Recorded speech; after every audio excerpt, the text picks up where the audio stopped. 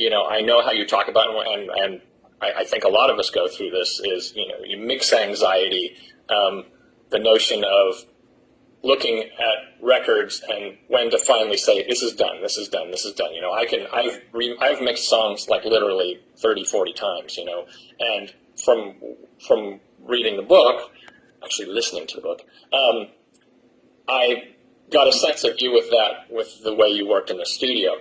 So did that apply to the book as well? Did you keep going back? Are you looking at the book now going, oh shit, I wish in chapter 14 I would have said this, or I wish, you know what I mean? 100%. 100%. And I'll tell you, because, I was going on, I'm on this tour, this book tour, where I'm doing readings every night. And when Daniel and I were choosing excerpts to read every night, I was reviewing them with him, and I was going, why did we say that? Why didn't we say this? So I'm smoothing the excerpts I'm reading. I'm kind of rewriting them as I speak them. And one thing I've really realized is that any of you young writers out there, before you send your manuscript to the publisher, read it out loud, because it's a whole different sense of what you've written. And I think you have a better way of hearing what works and what doesn't work. And so when I did the audio... Yeah, I was going to say, how was it doing the audiobook, reading your own words back to the microphone? Did you do it from the beginning on, or did you? No, I started at the beginning. I read the whole thing 7 hours a day for 7 days, and it was one of the hardest fucking things I've ever done in my life. I'll tell you, it was really 7 hours a day. Yeah, and I was in this vocal booth in the studio, which is not a huge area. At your house, or? No, I was at a studio downtown. And they had set up all the mics and the tone, and there was a bit of space around me, but and the director, who was really excellent, this chap named Scott Sherritt, he directed me. He wasn't there; he was in New York in his house. So you're just responding to a voice, and it feels like you're in a confessional in a way, and you're reading your life out loud, and parts of it.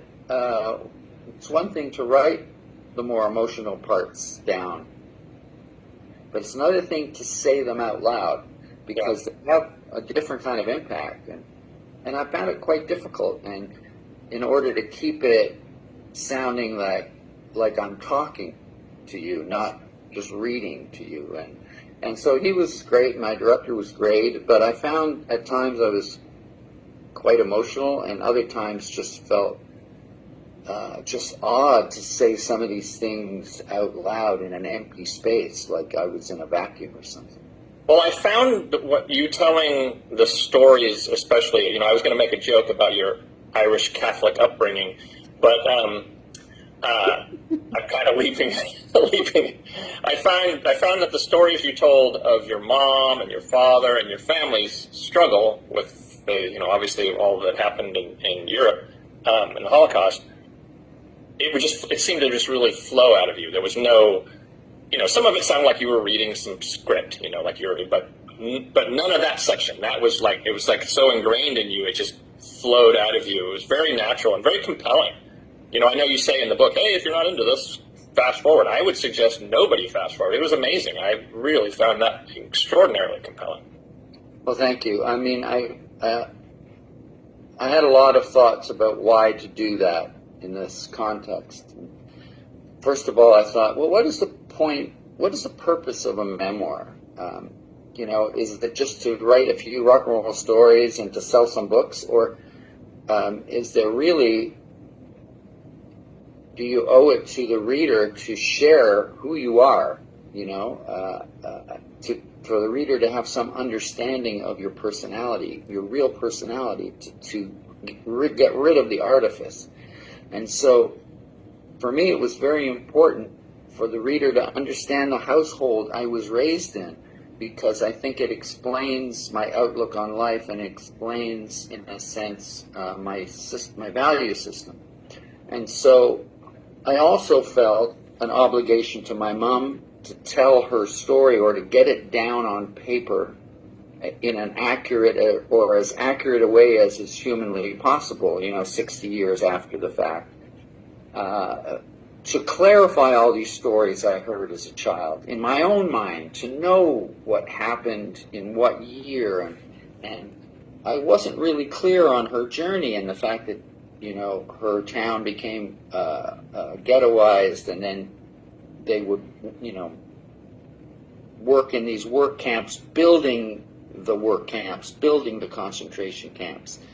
And that's where she met my dad, and it was the beginning of kind of a love story, which is so odd in amongst the backdrop of ruin and murder and very brutal treatment.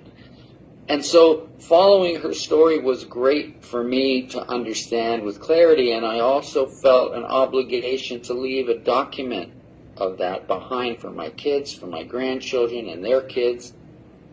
And the last thing is, because these are witnesses to a horrible thing, and these witnesses are all disappearing now. So I think it's important to restate their experience, especially in light of what we're seeing happening around the world today, all the rise in anti-Semitism and anti-Islamophobia and all this hatred. I think it was, to me, I felt my gig to restate that and to leave that behind so people understand where these things can lead. Anyway, so those were all the reasons for it. And I'm really happy that you found it compelling, and I've heard from a lot of people that feel the same way, and they're glad I told that story, and so that makes me feel like mission accomplished in a sense. Well, I also think the average Rush fan, you know, and I'm complimenting myself because I was a total Rush geek as a kid. I think they tend to scratch a little deeper. You know, they tend to look a little harder. They tend to be a little more inquisitive and a little more cerebral. So I think it was a wonderful thing to have in there. You know, I'm sure, like everything else nowadays, there's some backlash, but I would hope it's very minimal. And this is a time when we need to remember that